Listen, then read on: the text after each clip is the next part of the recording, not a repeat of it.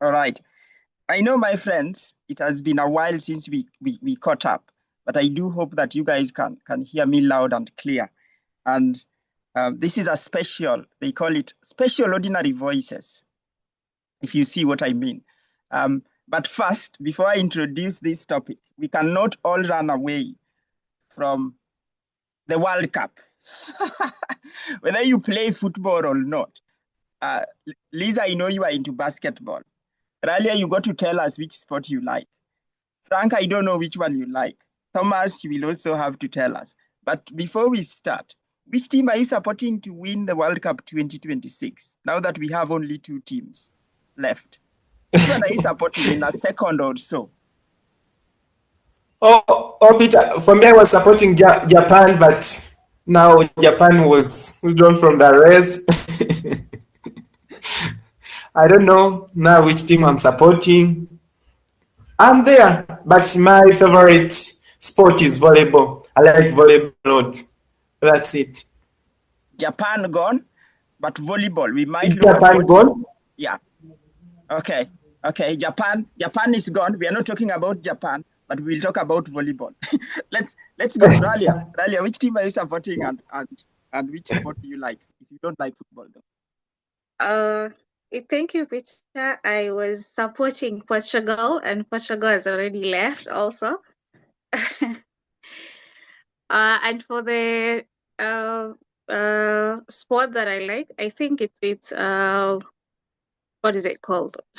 The track games, the running and everything. Portugal gone. We will be hearing more about the track and race and stuff.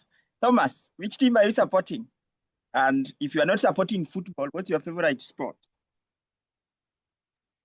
You know, I love to watch football, and I was watching the game last night actually. But given the teams that are left, I definitely support Argentina, and looking forward to be with you this weekend to see the activities in Mombasa and watch the actual World Cup finals with you, Peter. Argentina annoyed me because they knocked my team, and I'm not impressed. but thank you, Thomas. Liz, tell me. Amazing. I go by the game, but I was supporting France a little bit more. So now I will go with who Thomas is supporting. I think I will be supporting Argentina for the finals. No specific reason, not a Messi fan, just because France is not playing in the finals. So here we are. My friends, look, all your teams are all gone except, no, I will be nice, except at least you don't know your team, because when we were starting all this conversation, you never displayed your team from the word go. To be honest, I played by the game. You play by the game. Okay. So look, my friends, welcome to this special Ordinary Voices session where you know that just yesterday, the high-level political forum have just ended. And we are talking about reports. We are talking about declarations. We are talking about recommendations. We are talking about a lot of conferences and commitments. So there is a lot that is going on. And as you know, the latest report was just released, I think, on 7th during the high-level political forum. And the report has it that only 15%, in fact, it has gone down from the last year's report, that only 15% of the sustainable development goals are on track. So to introduce my guest, I know for you who is joining us online, I see people joining online. I want you to meet Thomas, who we personally connected through digital space, and he was doing some work at that time with Tech Change. He's deeply passionate about environment, and he drives activities or initiatives that support climate change and probably environmental sustainability. Meet Liz, who we connected through United Nations Civil Society Conference, and her role is using basketball. I don't know how she got looped into football, but using basketball to empower girls and promote good leadership in Bungoma County. She tells me she does it in various counties, but Bungoma seems to be her base. Now meet Ralia, with her glasses, and she makes me smile when she turns on a call with her hijabi to represent the marginalized communities in Moyale. Ralia's aim is to empower young girls in marginalized communities access quality education through her initiative called Thrive Through Equality. And Frank's project was Molding for Work Project of the Year 2024. He works to produce pineapple juices in Uganda. Now he tells me he produces 1,500 liters per day and employs 6 other new young people.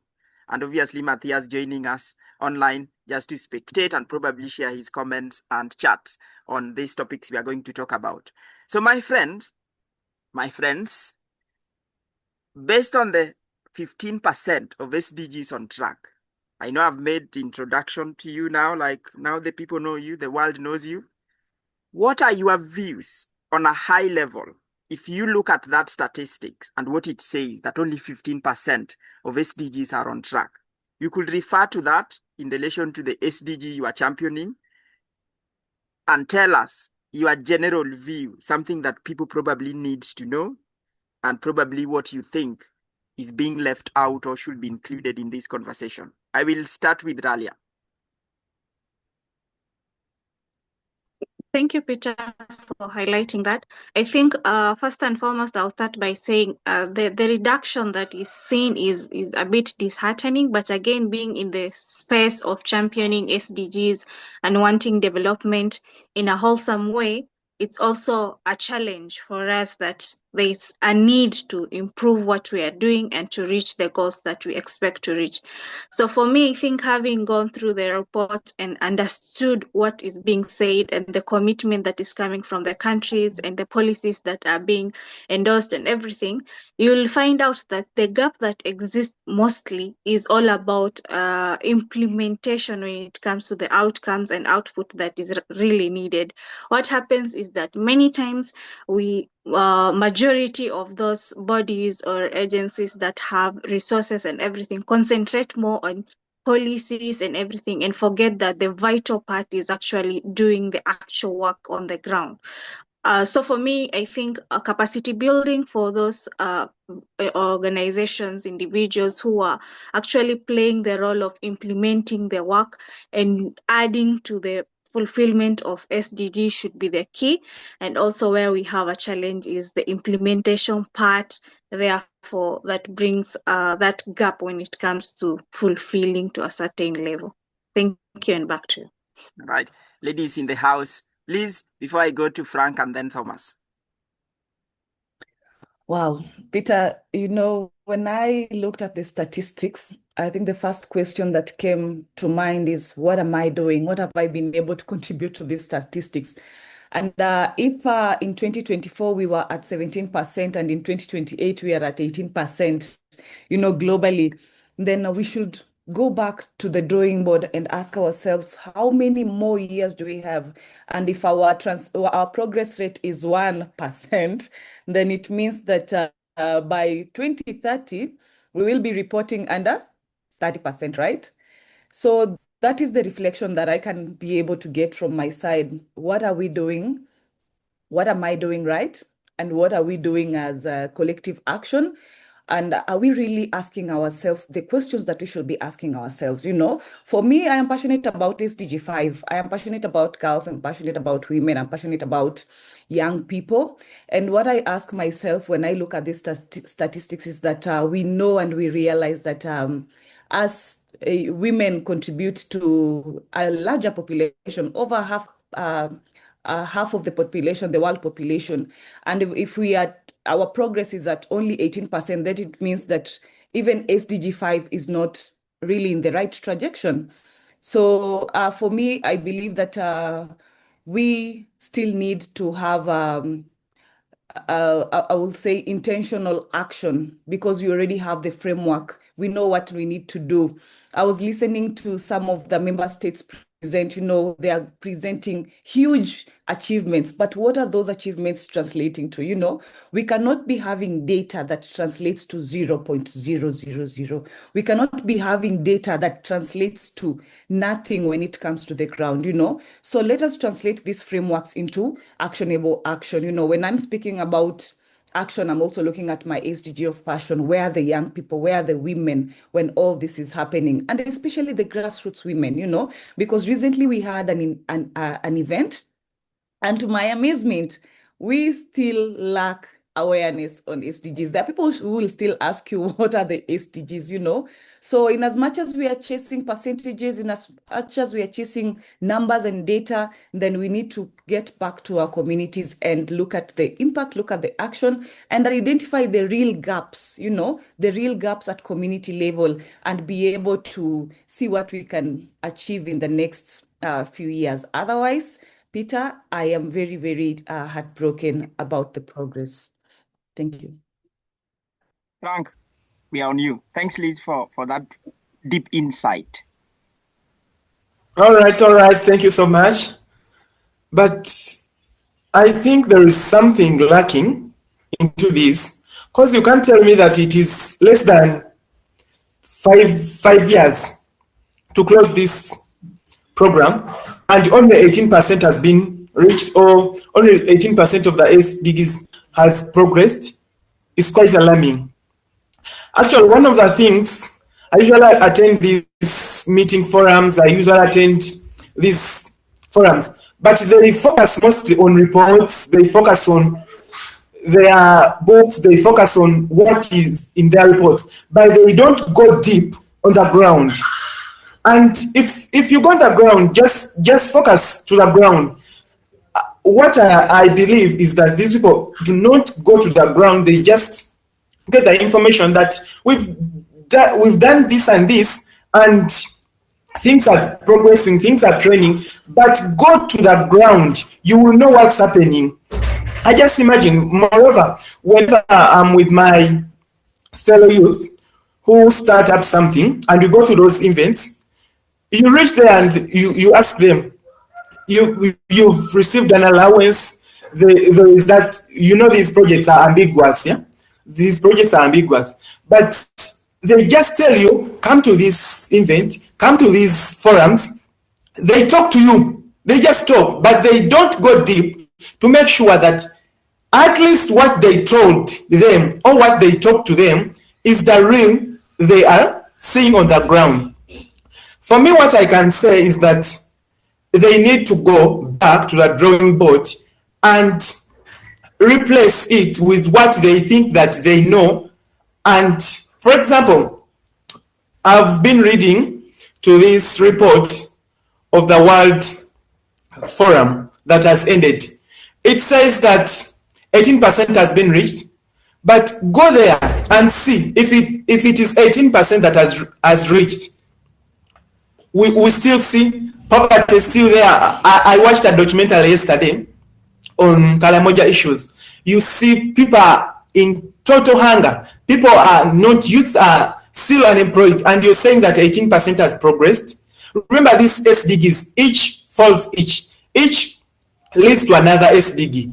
And if you don't stimulate this SDG, for example, mine, the SDG 9, which is industry, innovation, and infrastructure, this SDG takes quite a number of SDGs. If you start up an industry, you're going to provide employment opportunities, you're going to do this and this, you're going to give you decent work and economic growth. Those are the things that you're going. But these people focus mostly on there. They go to the Auditor General's report, they go to those reports, they go to the news report, but they don't go deep to the ground. It really hurts. It really frustrates me. Thank you so much. With that solid passion, I bring Thomas into it. This is good to be here once again, and I think this is definitely a topic to discuss. I was first learned about. I've been involved in SDGs maybe since 2016, so 10 years ago now, right? But in 2020, we talked about like the debt to deliver, which is between 2020 and 2030, and now it's 6 years later, right? And there's definitely a lot of frustration, right? Not only at initiatives and projects at a local level, but even on the global stage, right? I think there definitely is a lot of acknowledgement and frustration as well. And so, in terms of where the SDGs currently are, I was just at France a couple of weeks ago, about a month and a half ago, And people were discussing, right, if SDG should actually be extended. But if it's being extended, or if there is the aspiration for it to be extended, does that mean we have failed right over the past 50 years? And I think back in 2000, right, from between 2000 and 2015, and I don't want to do a whole history lesson here, right, but with the MDGs, right, the Millennium Goals, and now these 15 years between 2015 and 2030, right, how much of the MDGs are we actually realizing now in 2026, right? It's around 11 years later, right after the end of MDGs as well. So I think this is definitely a conversation that must need to be happening. I'm glad it is being brought up, right? And I think the numbers are really sobering, and it must be recognized. And I do think, right, everyone else touched upon like the importance of actually, you know, the actions that we ourselves are taking. And I think at the end of the day, that's what we can control the most, for we have the most agency upon, and that's what we need to continue to do.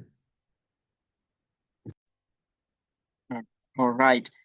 Purely was a really, really in-depth intro from all of you. So well done. From things on the ground not matching things we are seeing on paper, to talking and we are not seeing actual thing on the ground, to the volunteer review, like the national volunteer reviews on their SDGs. Loads, to be honest. But why we wanted to bring this conversation, they say, every single time you go into this catch up or this meeting, they say, no one is being left behind. The high level political forum has ended. And if you read it keenly, the summary report, I'm really glad that the UN is always giving us this report. So if you take time and read them, you get this fact. Because we the peoples and the people failing, if you see what I mean, it is only the human beings who can implement this sort of sustainable development goals. It cannot be the goats, it cannot be the camels, it can only be the human beings. It says that around 4,000 were engaged at this high-level political forum. But I want you to imagine the world is made up of over 8 billion people. Now, the high-end community, being the diplomats, being the high CEOs, being all those people, they're probably that elite group, if you see what I mean. Not all of us can afford to be in New York. But we are not coming on here to mourn. There is the digital space to bridge that gap, which I know, Thomas, you bring like really, really on board based on our engagement and what we've done together. How then can we capitalize on the digital tools to be able to bridge that gap of ensuring that no one is left behind? With that then said, I want to get probably Ralia, in terms of your understanding and things on finances. And I bring this because I know you are doing something along those lines, and we're not just coming on here to talk and give us report and press releases and recommendations. I know you've done it. So they say the aid have shrunk, like gone down, and these have impacted the work that is being done towards delivering humanitarian and delivering the SDGs impact.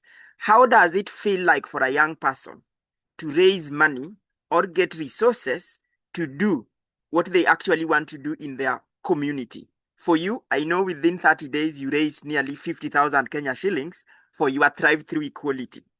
And that's why you are a guest on this platform. How is it like at the grassroots level for a young person to raise money to be able to do that which they want to do and probably achieve or support the attainment of the Sustainable Development Goals? You got probably 2 to 3 minutes, Ralia. Give us a pitch. Okay, thank you for that wonderful question. I think first and foremost is at an individual level, it's something that if you take it up personally, then you'll have to push it in every direction you wish. I do agree with you the fact that you're saying the funding spaces is shrinking. So there's that also the aspect that when you expect internal donors and funders just to come in to support you, then there's probability that your activities may not be able to run as you expect them to. So what we need to do is, as youth, we need to be creative in a way that we be able to source for funds as well as efforts that can help us fulfill our activities. For me, I think when you talk about me raising 50,000 shillings in 30 days, like I had said earlier, is the trust that people had in me. So when I did that online fundraiser where I just told people this is what I'm doing, this is what I'm raising the funds for, then those who had already seen what I am capable of doing came in and supported and expected me to continue doing the same with their support. So I think sometimes even what you do, let me talk about aspects we learn in molding for work classes. They talk of how you brand yourself, both online and offline. So when people get to know you, get to know your work, then it is easy for them maybe to trust you and even entrust you with resources so that they expect you to do the right thing with the resources they entrust you with. So for me, I think even for the youth, what I can tell them if you are stepping in this space for the first time, put out your work there. Put yourself out there, tell people who you are and what you are doing, so that once you even go and approach individuals or approach people with activities such as that are meant to fund or like raise resources for you, then people already know what you're engaged in, and there's that trust that they are able to give and even entrust you with resources that can help you do your work. So for me, I think it's how you build yourself. It's how you put out there what you do. It's how you are able like to go and translate what you get into actions so that people actually see whatever they are participating in is fruitful and not a waste. So that's it. Also, another thing is capitalization on partnership is what I can say. Yes, funding is shrinking, but what efforts are you getting when it comes to support from already existing organizations or bodies, even if it is from governmental sector? So involving them and even getting those efforts from their sides and merging your resources to drive what you are in terms of that particular goal that you are championing, then it is something very vital. And partnership is also a key when it comes to driving your efforts and even attaining those resources that you require. Thank you, Peter, and back to you. Two things, probably three, actually. The trust issue is coming up, self-branding is coming up, and the solid part of partnerships and collaboration. Appreciate that, Ralia. Let me bring Thomas. Liz, I'm coming to you. But Thomas, I'm bringing you on this one with a reason. And the reason being, I know you are into venture capitalists, and something to do with finances. In your own views and in your own look, or like having engaged in, like, for example, in Africa, and you've been traveling around to see what's going on around the globe, how would the digital space or technology be used to enhance young people's ability to mobilize their own resources to achieve their passion or help drive the SDG agenda forward? Probably loop in the AI aspect of things if you can. Yeah, thank you. Maybe let me answer the digital question first. And I do think, right, technology definitely has quite a lot of benefits. And, Peter, you and I first met, I don't know, about 5 years ago now, 5 years ago, and during the height of COVID. And that really was when a lot of these international conferences were quite democratized, right? Even in the US, right, where I'm from, a lot of the conferences are based in specific cities like Washington, D.C., right? So people that are living across the United States, right, does not have access to these conferences, even though if they're working on same issues. And in Kenya here, right, it's similar, right? A lot of things are happening in Nairobi, for example. But honestly, in Kenya, it's actually easier to access around the country and be attend and be present. So I think the digitization, right, and because of COVID, a lot of these quote unquote events, right? Conferences have been a lot better, right? There definitely can be a lot more improvement as well. But I think a lot of these organizers were doing their best to be quite intentional, right? To make sure that it's not the same old, same old. Have we reverted back to the same old, right? A bit, right, for sure. But I think a lot of the progress that has been made, right, in terms of the ability to access, right, events, also having digital portions. And Peter and I worked on this quite a lot together. This definitely has continued. So I think that's definitely something to acknowledge as well. And so I think that's the digitization aspect and then the access aspect. And I think, as more people continue to show up, right, their voices, right, their actions, right, are going to be further valued. So I think that just needs to continue for sure.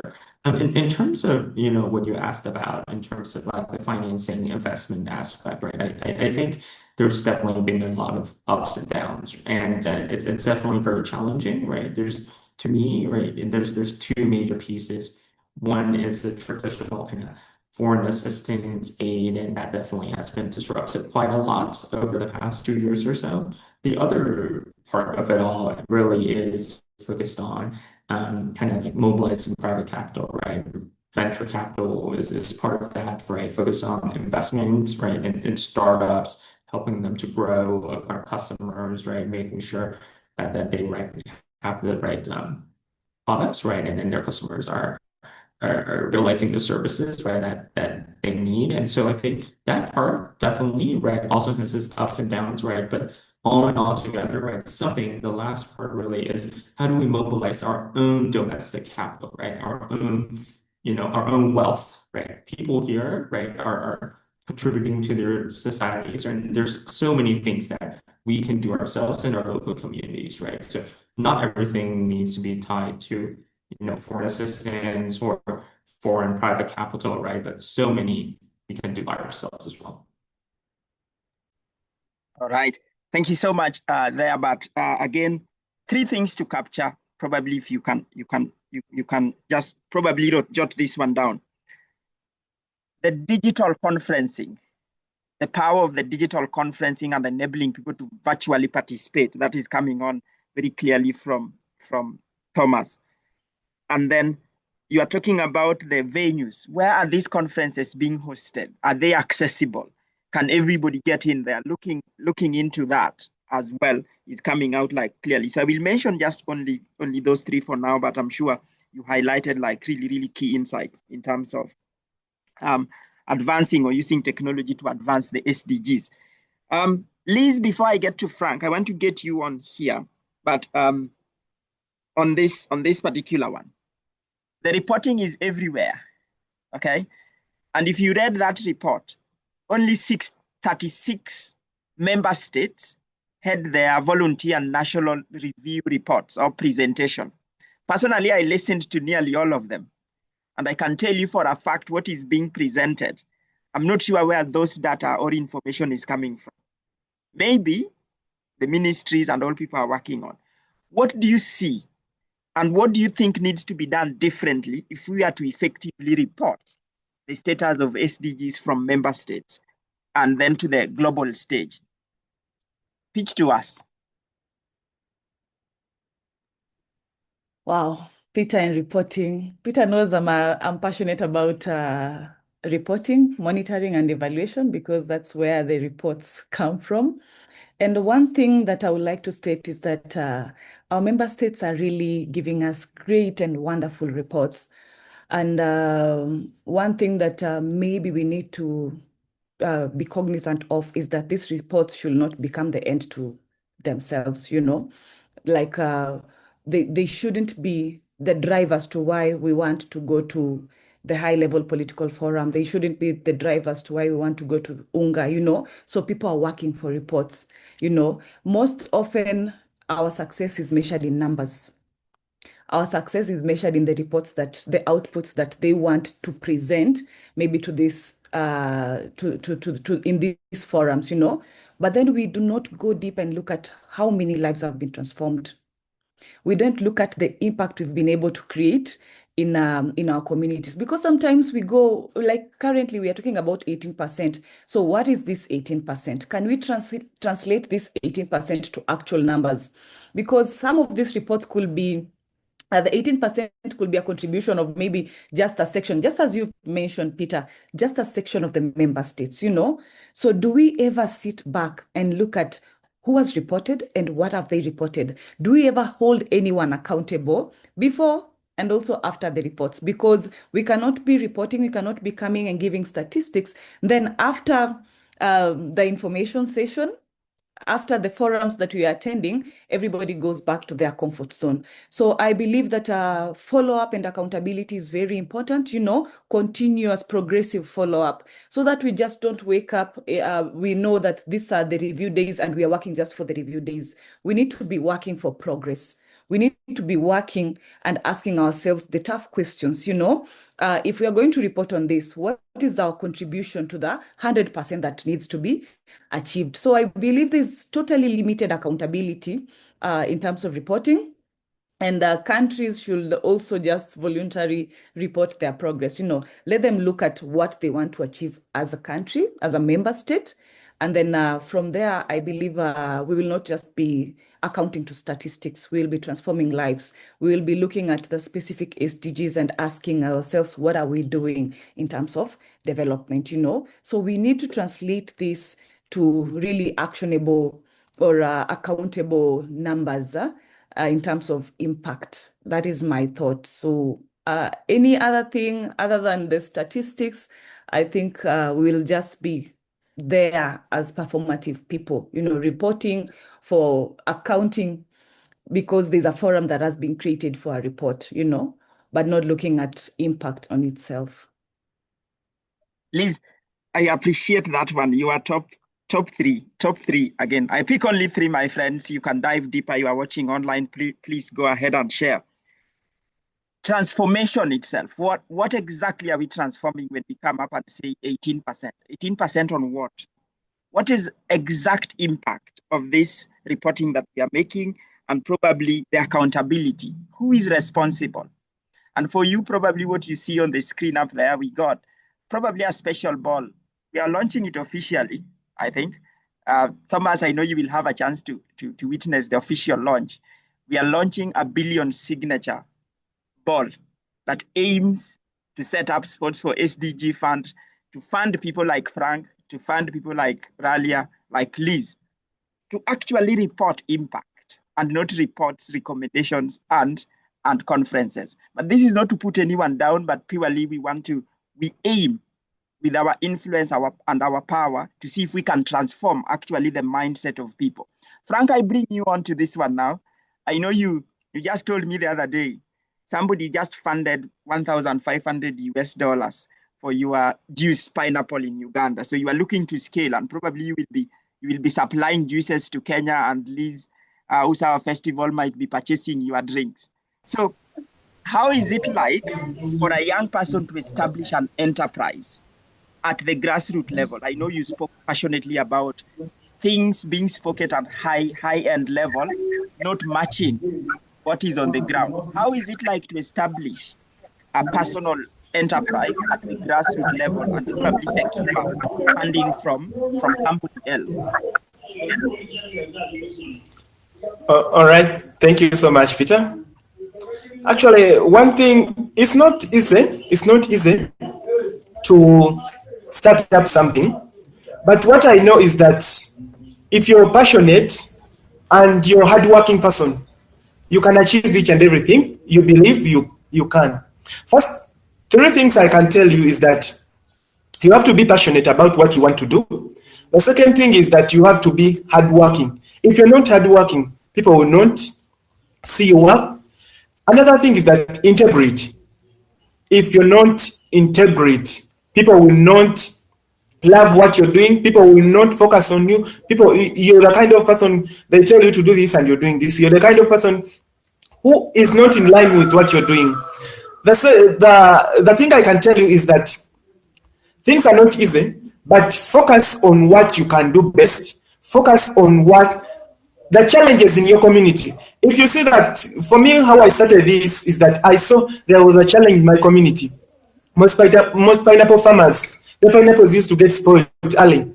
And I decided to come up with processing this juice. And this thing helped me a lot. This thing helped me in a way that I was looking for a job. I made my own job. I'm employing other people. It is not easy to get. For me, one of the things I can tell you is that focus on what you can do best. If you focus on what you can do best, for example, mine, I started small, but people are noticing me slowly by slowly. If you focus on my LinkedIn, people see what I'm doing. They hit my inbox, tell me that I've seen what you're doing, this and this. Could you please help me? I can help you in this and this. Actually, Peter, you've only seen that. I told you that I solicited 1,500 USD, but after that, I received an email that I received as well another 1,500 USD to scale up my business. And soon I'm receiving another USDs that are going to help me in improving my business. It is not an easy journey. You have to focus on what you're going to do. You have to be accountable on each and everything. Sure that if they have given you this amount of money, do you really account it for that thing that they have given it to you? Or you just use it? For example, this we are seeing on SDGs. It is for these people, they just give that money. The money is already there and they give it to them. But the problem they do is that since these countries whom they give money is that they want to be accountable. They know that they will be accountable for each and everything. They focus, they say that we've supported this project, and there are a lot more projects that are there that money can work on. For them, they focus that money in their high-level projects instead of going deeper to the ground. And they know that they will be accountable for this money. They make sure that they get these reporters. For example, Massa say that they focus mostly on numbers. They make sure that those reports focus on numbers, yet in actual sense, nothing is on the ground. If we make sure that each and everything is focused to the youth on the ground, we sort out those youth that have done what can be funded, or how can we help them? How can they be helped? How can we move them from one level to another? But for them, they just sit there in their offices, they ask for reports, the auditor generals bring the reports, the evaluating officers bring the reports, and they just submit those reports. They don't reach on the ground. And to ask the youth, we have to make sure that we brand ourselves, we make sure that our work is being seen, and that we have to use a lot more resources to make sure that we are seen. Thank you so much. Again, another high level of passion. But to sum up those one like really quick, as we almost come to the end of this wonderful start of this conversation that we look to have. Frank is touching on integrity issues. Accountability is repeating itself again and again. This element of hardworking, I know we speak to Liz on a number of ways. People want handouts. You come and you give me 1,000, off I go, and that's why the politicians then are taking advantage of that. Youth are unemployed. A good number are not willing to work extra hard. They want quick handout, quick money, and then we go. And then therefore the high-end, our high-end communities, call them the diplomats or everybody. We sit in our office and we request for reports.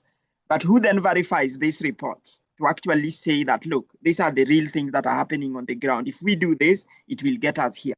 So my friend, I know this is the last question, and it says,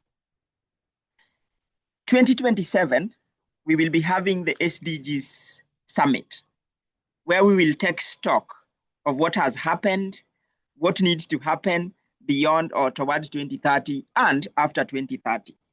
If you were to sit there as a diplomat, assuming you are the national UN resident coordinator for your country, okay? So I'm giving you a crown Now, you are not speaking as Liz, Frank, Ralia, or Thomas. You are speaking as the UN resident coordinator of your country. What would you like to see or done differently in 2027 leading up to 2030? This time you probably have 2 minutes each to give your presentation. Resident coordinator, tell us what you would like to see done differently within this high level. So we've elevated you from the grassroots, and now you are sitting at the high end level, my friend. So don't complain. Go for it. Let me go with yeah, Thomas. I knew you are looking to run away at some stage. Go for it. Yeah, I'll answer this. But maybe before that, you know, you talk about like the long-term national reviews and things like that. In the earlier question, I just want to have a for a second to kind of share a bit of my thoughts, right? And I think, right, the nations that are submitting the long-term national reviews are quite low, and that's just a fact. But I think we need to think about some of the progress we're making, not just by what our governments are sending, but also what we're doing ourselves, right? And I think in the late 2010s and about 2018, 2019, there's been a lot of movement with like voluntary local reviews where localities or states, provinces, they were working on their own long-term reviews on SDGs, and that movement even trickled down to businesses, right?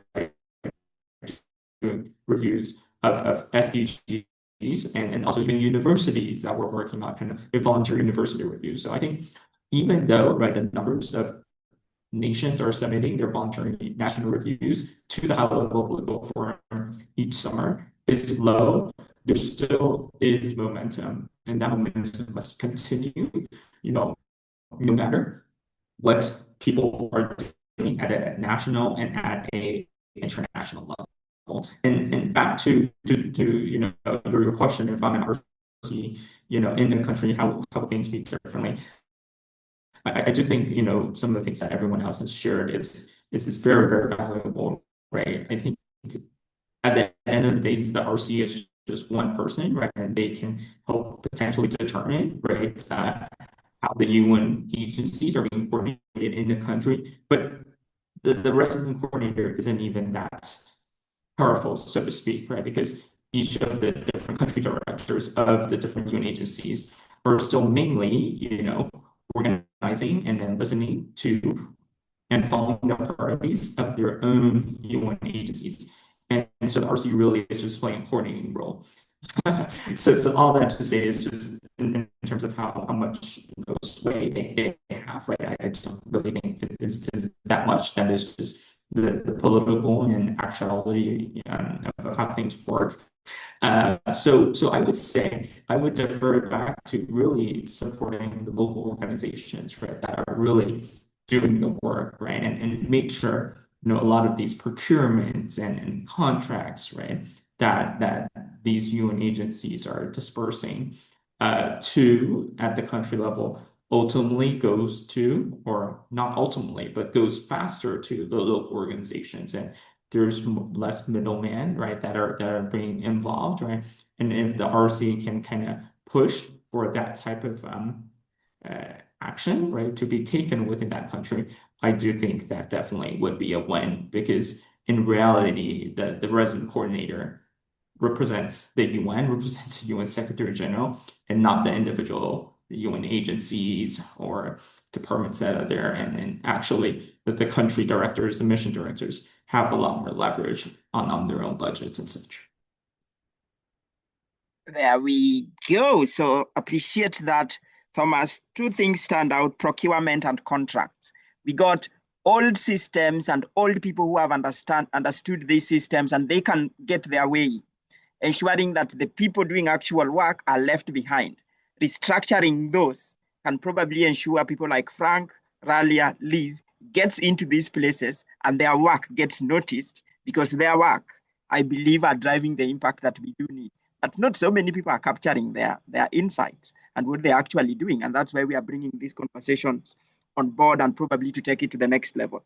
Frank, now, Resident Coordinator, Uganda, what will you do? Talk to us.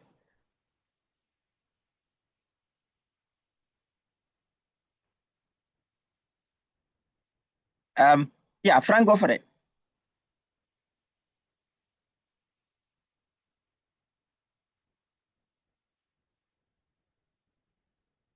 Unmute.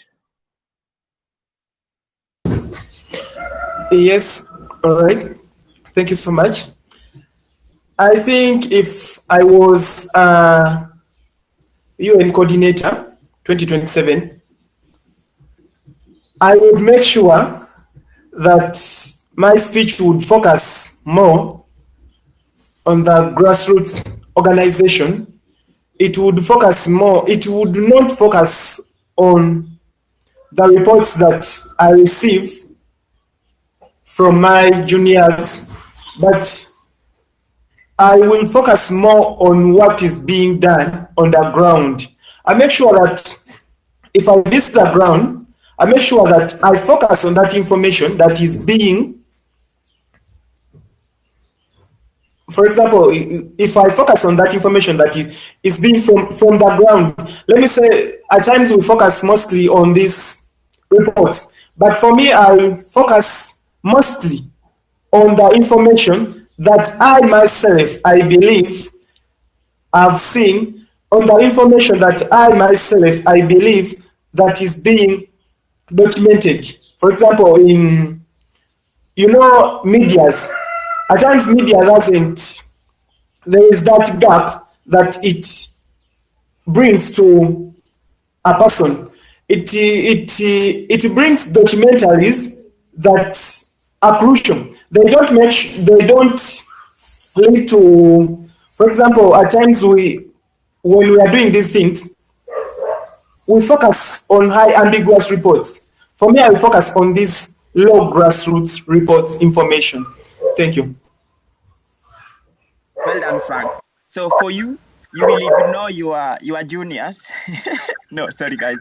But we get what you are trying to say. In fact, what Frank is trying to say, he would love to validate the reports coming to his desk and find out if it is relating to the real things happening on the ground. Thank you so much, Frank, for representing the ordinary voices at the UN level as the UN resident coordinator for Uganda on this particular call. Let me get to Ralia. Ralia, how about you? I want to give you the resident coordinator for Kenya. Lisa will find one for you shortly. Ralia, go for it. Thank you, Peter. There's something I want to echo that Elise has said earlier, that the successes and everything is measured in numbers. But then we forget the aspect of there is that success that comes out in quality of how you changed life quality-wise, not quantitatively. Look at it like this. I want to give an example of the county that I come from. There are I may say that we have numerous activities when it comes to NGOs, CBOs, so many type of organization working up there. But then you find out that when it comes to achieving and what they are supposed to actually get at the end of it all, it's not substantial as what it is supposed to be. So my take will be, number one is to have that focus moved from just focusing on what's the number that we've achieved at the end of it, but instead translate it to something that you will live with the community. And as the term suggests, it should be sustainable development. So even after this organization exits or after this project exits, then those activities or those skills and knowledge that you've imparted to the community stays with them, so that when we go now sit down and talk about the strategies and what we've achieved in the year 2027, then we'll be looking at now even the drive within the community itself, apart from what organizations or projects bring to them. So for me, I think I'll look at influencing more when it comes to policies and actually changing the kind of aid that comes into the community, instead of that is given like served right on the platter, but instead giving quality skills, giving quality knowledge, and how to amass these resources that is actually required for them to continue doing these activities. For example, look at it at my county is in arid and semi-arid regions. So you will find quite a number of organizations there to support livelihood. Of course, the livelihood of those people in my county is just a minor percentage of this population is doing agriculture when it comes to now the food production, because quite a number is pastoral in nature, where we keep animals and depend on these animals. Initially, there is that leather production and all that was going on up there, but currently that one is also not functioning. Reason being, people have now received those help at let me say on a platter, because they receive those food aid, what aid. So there's little effort being put even by the community when it comes to contributing to that development positively or sustainably. So for me, I think I would want to influence the policies and the kind of aid being given to the community, be that is more focused on skill building, knowledge building, and ideas on getting the resources and implementing these themselves. Or Kenya, like in Kenyans, we say teach someone how to fish, but not like give someone the fish. That's two different analogy. When you teach someone, this person can go and fend for themselves next. But when you keep on giving the fish, but this person doesn't know the know-how of going to do the fishing, then it doesn't translate to that sustainability that we are looking at to. So for me, I think my influence, or what I'm looking at out of that sit down and speak, is how I can influence, or I could influence people from looking at the kinds of aid that you receive to be just aid in terms of resources, but rather should be something that comes with knowledge, skills, how to get these resources, change even the mindset of the people so that they be able to know how to do things, not how things should be done for them every now and then. So that's my thought, and back to you, Peter. Ralia, really good insight. I will just say, what if I don't eat fish and you give me fish? But well done, well done. We got to find out, are they eating the fish before we give them that sort of a fish? Maybe I like tilapia or omena or something. I just come from a community where fish is our backbone, if you see what I mean. That's why that comes in. But Liz, I want to shift it a little bit. For you, I want you now. I'm not giving you the resident coordinator role, but I want you to be the Secretary General for the UN Women this time. And you are representing the UN Women at this high-end level conference. What will you want to see in 2027 going into 2030? And then we will have our parting shot. I know we got some five more minutes. Go for it. Thank you so much, Peter. And I'm already feeling as an SG UN Women. I already feel it. I'm already wearing that title. And just before I get into your question, if you are given fish and you don't eat fish, what can you be able to do with the fish? You know, do you want to throw it away because you don't eat fish? Or maybe you could sell it and buy is it meat that you eat? So I will leave that as a reflection for everyone. But just from the presentation that has been done, I don't think I want to deliver on what has been mentioned. Riley has been very key about financing, that we need to revolutionize financing and how we support our communities, you know. So as the SGU and women, definitely I would look at getting more young people and girls, especially girls and women, voices to be heard, you know. I would advocate for investment in youth-led solutions, women-led solutions, and locally led solutions. One thing that I've been able to experience during I think the past 2-3 years is that our communities are not waiting for this development to come to them. They're actually leading the change. But what they lack is resources. We've had Ralia speak about trust. they lack people who trust them to be able to support their initiatives. And they also lack long-term partnerships. It has been spoken here, So we already have the voices of the grassroots. And I'm just making reference to what has been shared. So with resources, with trust, with long-term partnerships, please, we will be able to achieve more than we can be able to do. So in 2027, we are looking at supporting locally led solutions. Build that trust the locals, give them resources, and build this partnership. Another thing is because I've also been able to experience the power of sports through the Balance 360 project that we run at Imarisha Usawa. Sports is a tool, a strong tool to push for development.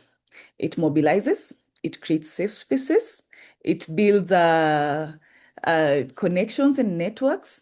So if we look at sports beyond entertainment, Peter has been speaking about football, whom are we cheering, whom am I supporting? Let us look at these individuals beyond the entertainment that they give us, beyond the celebration that we can be able to create.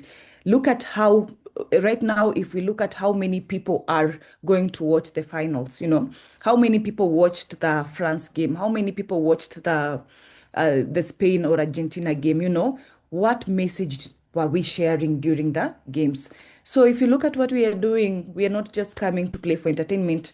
The young people are naturally gathering around sports because of the spaces that the opportunities that it has been able to create for them, more than just the experience of playing and all that. We are building leadership, we are creating mental health awareness, and also giving them mental health services, education, peace building. When you go to watch that Argentina and Spain game, you see people high-fiving even if they are cheering for different teams, So it's creating a space where peace can be able to thrive.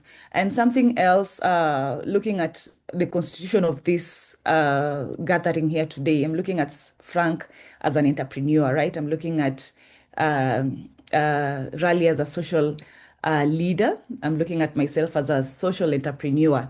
So with that, if we worked together, then we can be able to create even more impact beyond our communities, So I'm talking about public, private, and the people partnerships where we can be able to come together and create really massive impact, building with the governments, building with the civil societies, building with the businesses, the learning institutions, the communities that have unique strengths and capabilities. So if we work together, I believe we can be able to create that. And as the SG being on top of things, I'm sure I can be able to influence people coming together, creating spaces where people can come, network, build together, and create partnerships that goes beyond what they normally do. As I wind up, Peter, I'm also passionate about intergenerational collaboration. So I will not be an SG and not be able to create spaces where young people can learn from the elderly, and the elderly can equally learn from the young people, because the elderly definitely come with their experiences, right? But the young people are here. Look at us here, innovative. Yeah? Frank looking at a pineapple and seeing more than just a pineapple. Ralia looking at a young girl and seeing the potential in the young girl. Personally, me looking at basketball and not just seeing a ball dribbling, but I'm seeing a basketball court as a safe space. I'm looking at it as the UN in Bungoma. So not everybody can go to the high level political forum, right? But at our grassroots, at our communities, at utilizing the initiatives that we have, we can be able to create spaces for intergenerational leadership and collaboration. So lastly, we've spoken about accountability and everything else. I would love to ensure that reporting inspires better implementation. Reporting translates to actionable recommendation, and it translates to actionable action, where after the reports, we don't pack the reports in our drawers, in our cabinets, and then we wait for the next level of period of report. No, we want to come out with those reports, carry them as our Bibles, whenever a preacher goes out to preach, they never leave their Bible. It's a reference point. So these reports needs to become our reference points for the actions, for the recommendations, for the areas of priority that we need to tackle as leaders. So as an SG, those will be my areas of action to ensure that we do not have a 1% progress in 2027 or 2028. Thank you, Peter. I think I've spoken so much. I'm sorry I took so much of your time. My friends, from resident coordinators to Secretary General to all you do, for you who have not met me, my name is Peter. I happen to be at Global Youth Forum, where our aim is to eradicate poverty and to elevate the ordinary voices. I want you to imagine, my friends, the SDG Summit in 2027 as the high-level political group head to New York in September. As ordinary voices, we gather online or we find a venue that is accessible and we do our own SDG Summit, where we have SG Waliuba, Resident Coordinator Ralia, Resident Coordinator Frank, and other coordinators, our own. We will form them because for me, Ralia, I know you will smile at this. You create table and invite people to sit. For me, I say these days is create a football pitch and invite players to come and play. I don't want people to sit around a table. That table is the one that is getting us to sit and get SDG, only 1% of SDGs, because we are used to sitting, okay? Let us gather them, put them in the playing field like Frank is doing with his pineapple and juices, and let's see who then plays. If you can play well, we will give you a chance to talk, like you guys have had today. So we've just elevated you from that ordinary voice. Don't look at yourself as that really, really grassroots person. Imagine, Liz, now you are SG of UN Women. Whether you get there or not, you're already there. Ralia, imagine being the resident coordinator, Kenya, UN. So speak to people as the resident coordinator for Kenya. Frank, I want you to now start approaching things as the resident coordinator of Uganda. And in 2027, for me, all I want to see ordinary voices gathering, talking about their initiatives, collaborating with each other, and supporting each other to grow. That has been from my side as the host for today, and I definitely want to look forward to what you guys will do forward. 5 seconds if you have a parting shot that is itching, that you really, really want to put across to the world. I start with Frank, and that is your closing remark, as we say. And then Ralia, and then SG Waliuba. All right. Thank you so much, Riley. Thank you so much, Liz and Peter. Actually, one of the most itching thing is that start where you are, the world will see you. If you start where you are, the world will notice you, the world will see you, you will do each and everything that you've ever noticed that will.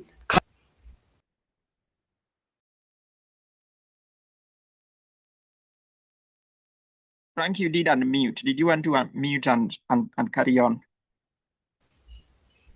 Okay. I was saying that if the one thing that was itching me is that start where you are, build your brand, build with confidence, do whatever it takes to make sure that people can see you with what you're doing. Use the resources that you have at the moment. Start where you are, build, and people will notice you. People will see you. The world will see you. The world will see what you're doing if you start where you are. But if you sit down and you say that, now jobs are lost, now I'm not seeing anything, what will I do? What will I man? That the world will not notice you. We were here on Ordinary Voices.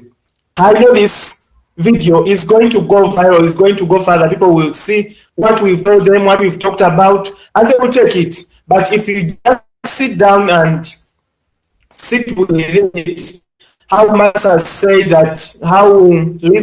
that if you sit with your report, you don't check your report, totally, you will never know what you will reach, how you will go further. But if you start where you are and things are going, make sure that people can notice you, make sure that you build that brand of whom you want to be. Then the world will notice you, the world will shout out to you, the world will take you where you've never noticed that you will go. Thank you. Start where you are, and the world will notice you. Dalia. Thank you, Peter. I think I will echo what Frank said, like begin with starting where you are, but I'll emphasize the aspect of innovativeness to align with sustainability. Reason being, sometimes we have ideas, we have all this beautiful partnership that comes out of your ideas, but at the end of it all, your focus is not something that will live beyond your time. So mine is to say that when you bring about a project, an idea, and something that's supposed to bring about a sustainable development, look at it beyond something that will live beyond even you, so that it be sustainable enough that it supports generation after generation, and we achieve that goal that we are looking at, saying we need that to achieve that sustainable development goals. I'll repeat the analogy of the fish. Look at it, for example, you are giving me a fish, but you are not teaching me how to do the fishing aspect. Whether I like our Luba said, if you are not interested in eating the fish, you could trade it, you could sell it, get that funds and get whatever you want out of it. But if you are there just to give me the fish and go away, I'll not get that repetitive aspect of me going to get that fish myself and transform it into something that I want. So mine is to say that focus on giving someone that skill and knowledge of how to get that fish themselves, even if tomorrow they desire just to trade it and get whatever they want, then they know where to start from. Just not a matter of waiting. Why am I saying this? I'll still look at my home where I said it is arid and semi-arid. You could see some initiatives that are meant maybe to provide sanitation and water. You'll find out that maybe they use these water tankers to bring water to the people a number of times. But again, they don't bring that permanent solution. One time you might come across these reports from such projects and everything and read the resources, the amount they've used to bring this water with water tankers to this area sums up to way more than what you could use to just sink a borehole there for this community. So mine is just to say, while you focused in giving the community solutions to their problems, look at solutions that are long-term in nature, that can live beyond your project, that can be sustainable, because the goals that we are championing should be sustainable goals.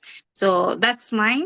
And also, let's also focus on what Waluba said. I'm also a champion of intergenerational approach. The fact that I believe the elderly can teach and we can get some wisdoms when it comes to what they already know. And for us, when it comes to us exchanging ideas, the young people bring a lot of innovation, because how we look at things and the kind of ideas that we bring out could be different but also beneficial. But if we merge the wisdom of the old, the innovations that we have, and just get the right resources, then to get those sustainable development goals is just but a snap of fingers away. Thank you, Peter, and back to you. Ralia is reminding us about the fish. I will go catch up with her to see if I really want to eat her fish. But yeah, Ralia, gatekeepers should stop and they should give young people a chance. And we should incorporate the intergenerational and include the innovativeness of young people to work together towards addressing this SDGs agenda. So, SG, go for it. You got less than a minute, by the way, this time. Oh, goodness. Okay, I won't take Peter, you're warning me, and I get yeah. Yeah, you need warning. Thank you. I can go and go. Anyway, I think for my parting shot, I would like to reflect the past 2 years, the journey through Club 17, the journey through SDG Impact League, and the lessons that they created. Whatever we are doing at Imarisha Usawa with Balance 360 and Sauti za Usawa is a result of courage. It's a result of trusting ourselves. It's a result of believing in what we've been able to create with the communities. So right now, I want to tell us that we are no longer asking ourselves what we need to do. We have the frameworks, we have the ideas, we have the innovations, we know what we need to do. What we need to ask ourselves is, do we have the courage to go out and act? Take leadership as young people, take leadership as girls and young women, take leadership from wherever you are, and just get out. I'll also like to just end by saying that the SDGs will not be achieved in conference rooms only. They are here with us. They are the basketball courts, they are the football pitch, they're in our schools, in our communities, in our businesses, like what Frank is leading, and in our everyday actions. So when you see me, please see SDGs. Ask me, what am I doing today to achieve that SDG? And you should also ask yourself. Thank you so much, Peter, for having me and having us, and also just for this wonderful discussion. I am also learning from the rest. Asante sana. With that, my friends, we call it a special Ordinary Voices, and we connect with you guys very soon for the next virtual ordinary high-level political forum. So I see you guys soon, and do take care.